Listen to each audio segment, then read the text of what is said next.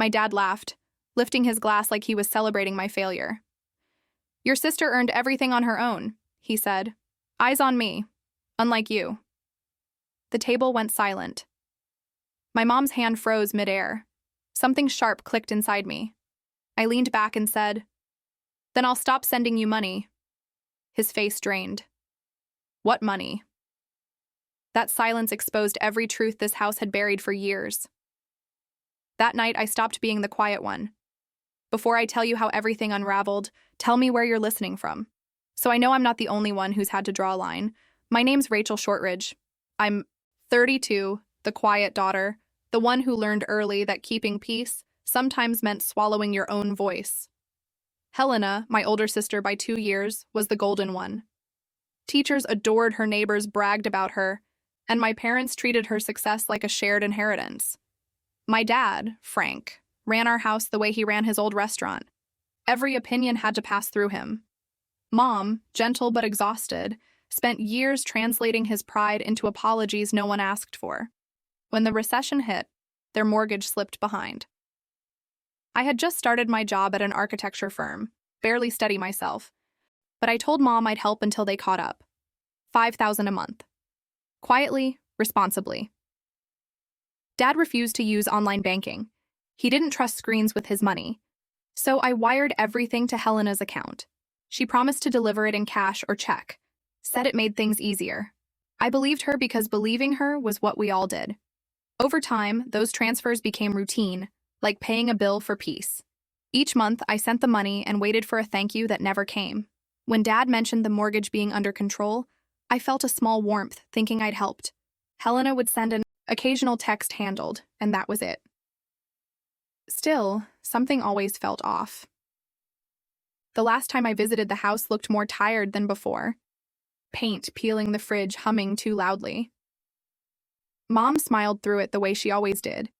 Helena's helping us manage things, she said. I wanted to believe it. I really did. That night, while Dad turned up the volume on the evening news and Helena scrolled through her phone, I sat at the same table I'd grown up at, staring at the family photo framed above the fireplace. 4 smiles, 1 truth missing. If I'd looked closer, maybe I'd have seen what was coming. The cracks already running through our perfect picture. Dinner that night felt like everyone before it too polite to be real. The table was set with the good plates that only came out on holidays.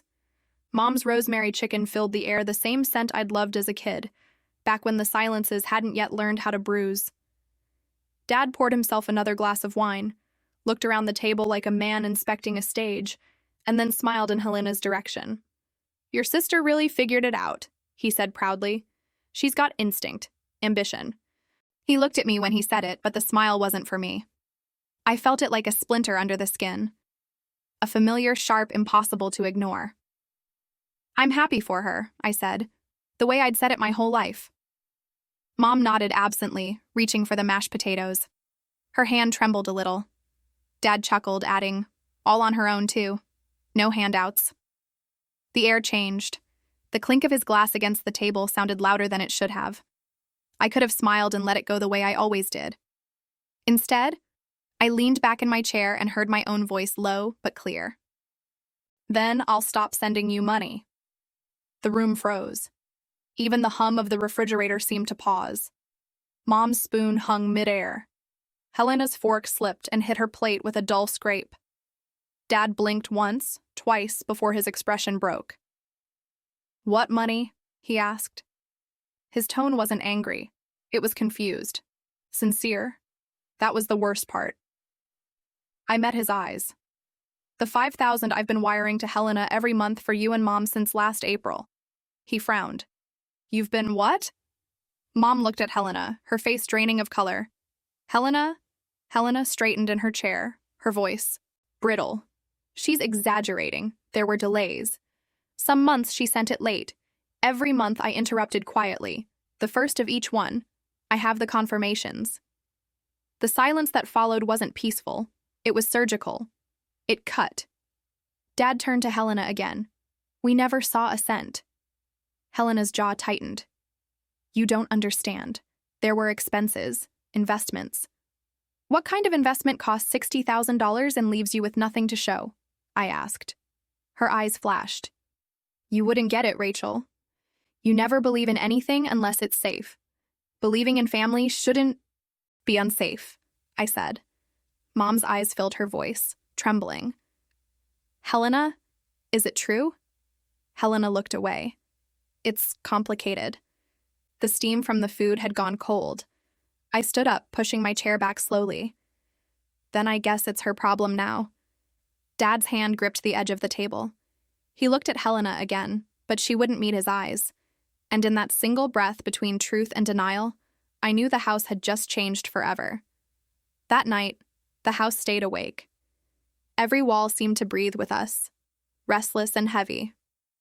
I lay in my old room, staring at the ceiling, tracing the faint glow of the plastic stars I'd stuck there when I was 16. Down the hall, voices murmured. Mom crying softly, Dad pacing, Helena's door stayed shut. I turned on my lamp and opened my laptop. The habit was automatic now. Check the payments, the transfers, the statements. Each line stared back at me like an accusation. $5,000 on the first of every month. My own digital fingerprints on a crime I hadn't meant to commit. $60,000 in total. Gone. The next morning, Dad sat at the kitchen table with his head in his hands. Mom stood by the window, still in her robe, coffee gone cold. She says, "It's tied up in something," Mom whispered. A company? A company doesn't eat mortgage payments, I said. It eats trust. Dad's jaw flexed, eyes red. We'll talk to her when she wakes up. But Helena didn't wake up. She was already gone. Her car missing from the driveway. Her room empty except for a perfume cloud that lingered like a lie. A single sticky note sat on her dresser. Don't overreact. I'll fix it. I stared at the words until they blurred. She's not fixing anything, I said. She's running. Mom began to cry again. Small broken sounds. Dad grabbed his coat, muttering, something about finding her. I caught his arm. Wait, you can't chase her without proof. Let me handle this. He looked at me like he didn't know whether to trust me or himself. Then he nodded once. That day I did what Helena never expected. I worked the problem like a blueprint. I started with the structure. Every transaction, every date, every message. Then the weak points where the money changed hands. Each transfer confirmed Helena's account every time. Evan came over that evening, my laptop glowing between us. You're digging deep, he said quietly. I have to, I replied. This isn't just about the money. It's about how long she thought she could lie to me and get away with it. He nodded. What's your next step? The bank, I said, and then a lawyer. At the branch, the manager frowned as she looked through the records. These were all redirected, she said, pointing to Helena's name. Account holder used the funds for private transfers. Looks like another intermediary. To who? I asked. She hesitated. A man named Mason Vale. I felt something inside me lock into place. A name, a direction, a trail. When I walked out of that bank, the cold January air hit my face like a vow.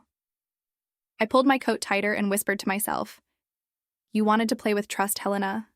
Fine. Let's see how much truth costs. 3 nights later, the doorbell rang just after sunrise. I was in the kitchen with Mom, both of us running on little sleep and too much quiet. Dad was still upstairs sorting through papers he no longer trusted. When I opened the door, a man stood on the porch, jeans, hoodie, the kind of smile people practice in the mirror. Morning, he said easily. You must be Rachel. I'm Mason.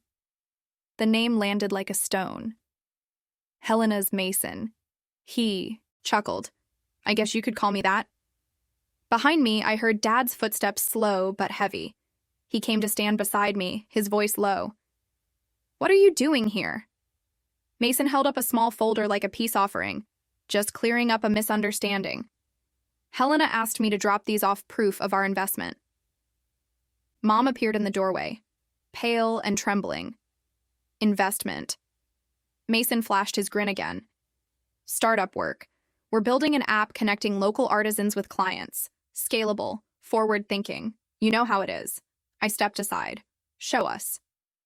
He entered like he owned the place, spreading out glossy printouts across the table. Mock-ups, fake charts, random buzzwords, Phase 1 projected growth, beta launch. Not a single number added up. Dad flipped through the pages, face tightening with each turn. "This is nonsense," he said. Mason's smile faltered. "Every big thing starts small. $60,000 small," I shot back. He looked at me, still pretending calm. "You've been talking to Helena." "No," I said. "I've been talking to the bank." The air shifted. Mom clutched the back of a chair. Dad's breathing grew rough. Mason leaned on the counter casual again, but his eyes were sharp. "You don't understand," he said. "She wanted this. She believed in me." "And you let her believe," I said, "because it paid your rent."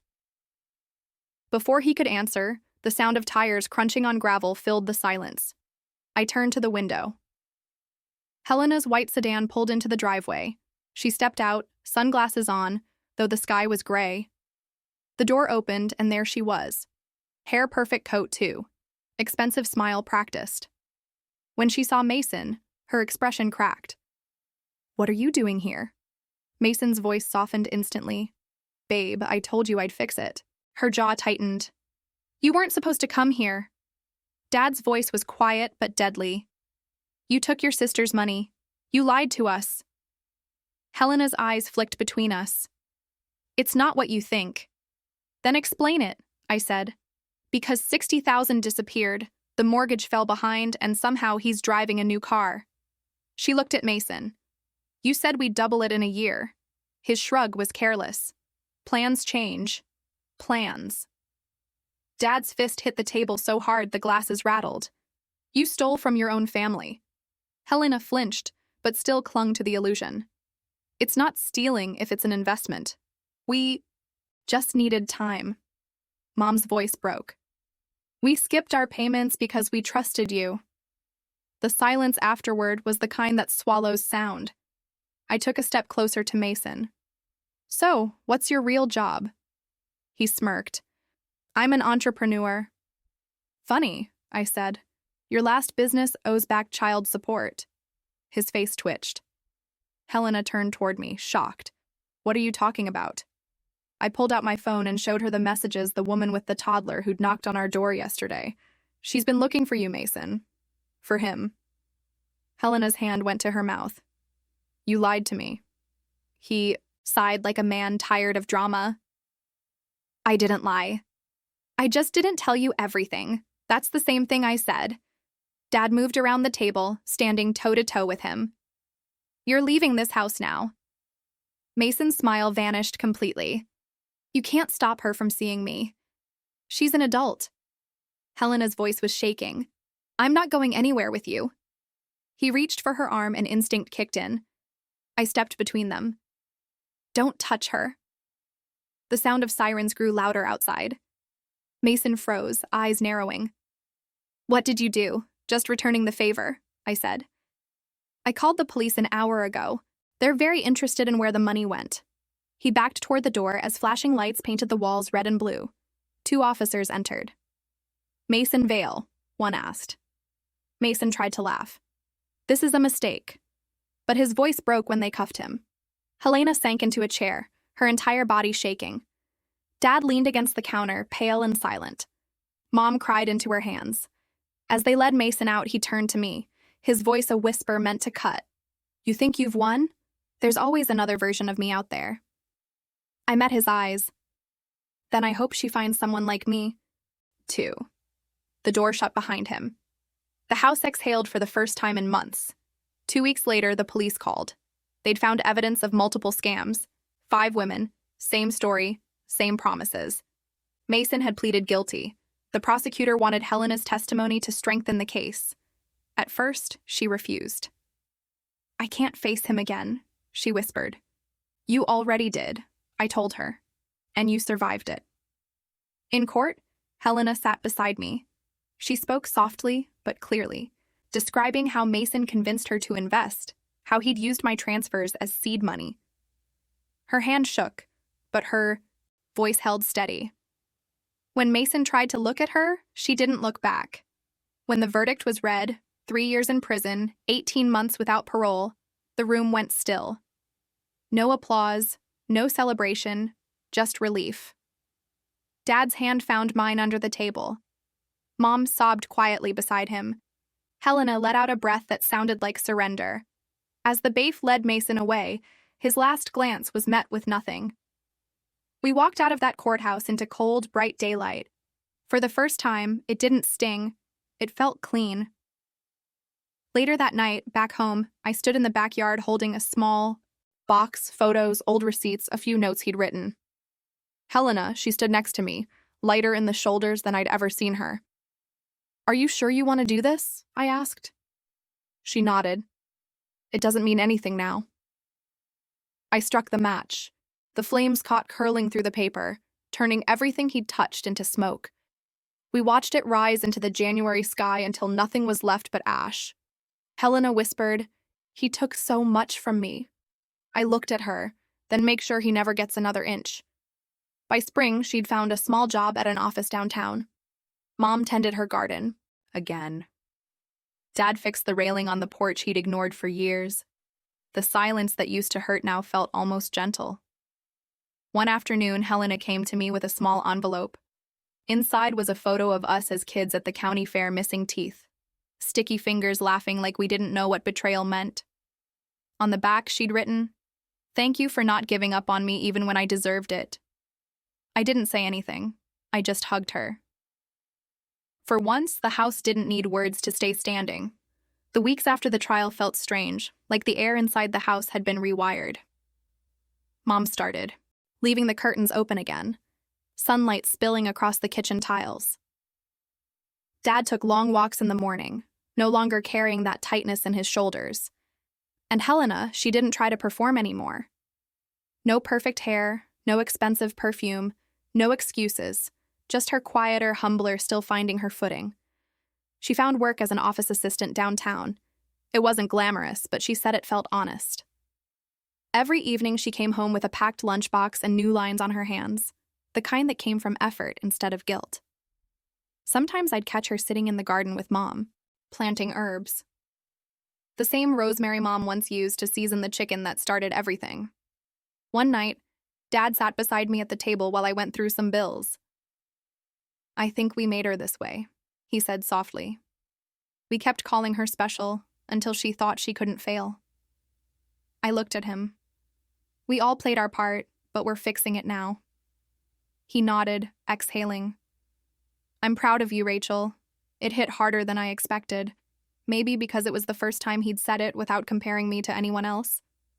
Later, Helena joined us carrying 3 mugs of tea.